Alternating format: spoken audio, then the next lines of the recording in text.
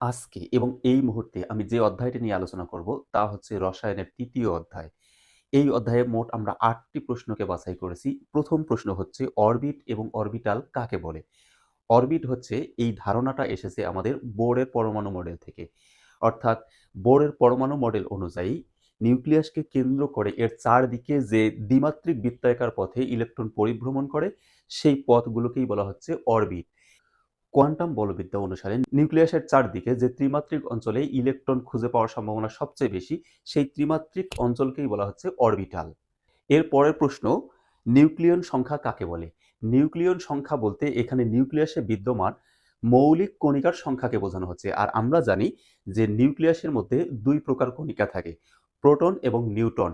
অর্থাৎ প্রোটন এবং নিউট্রনের মোট সংখ্যাকেই বলা হচ্ছে নিউক্লিয়ন সংখ্যা। এর আর একটা নাম হচ্ছে পারমাণবিক ভর সংখ্যা।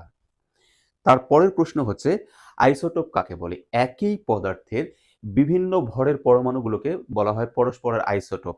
যেহেতু এই পরমাণুগুলো একই পদার্থের হয়ে থাকে তাই তাদের পারমাণবিক সংখ্যা একই হয় কিন্তু ভর সংখ্যা বা নিউটন সংখ্যা হয় ভিন্ন। এর পরের প্রশ্ন, নিলস বোর কত সালে পরমাণু মডেল প্রদান করেন? আমরা আরেকটু যদি আলোচনা করি যে রাদারফোর্ড ১৯১১ সালে তার পরমাণু মডেল প্রদান করেন এবং সেই পরমাণু মডেলের যে মূল ত্রুটিগুলো ছিল সেগুলো পর্যবেক্ষণ করে এবং এর সমাধান নিয়ে পরবর্তীতে ২ বছর পরে অর্থাৎ ১৯১৩ সালে নিলস বোর তার পরমাণু মডেল প্রদান করেন। তার পরের প্রশ্ন, পটাশিয়াম এবং সোডিয়ামের ল্যাটিন নাম কি? পটাশিয়ামের ল্যাটিন নাম হচ্ছে ক্যালিয়াম এবং সোডিয়ামের ল্যাটিন নাম হচ্ছে নেটোরিয়াম।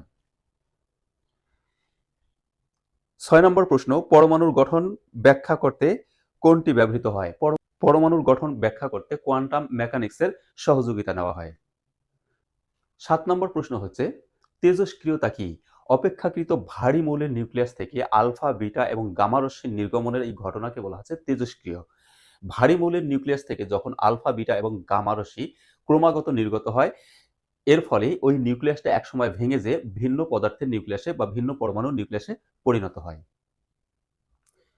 ফাইনালি এই অধ্যায়ের শেষ যে প্রশ্নটা সেটা হচ্ছে পৃথিবীর বয়স নির্ধারণে কোন আইসোটোপ ব্যবহার করা হয়? আর পৃথিবীর বয়স নির্ধারণ করা হয় কার্বন 14 আইসোটোপের মাধ্যমে।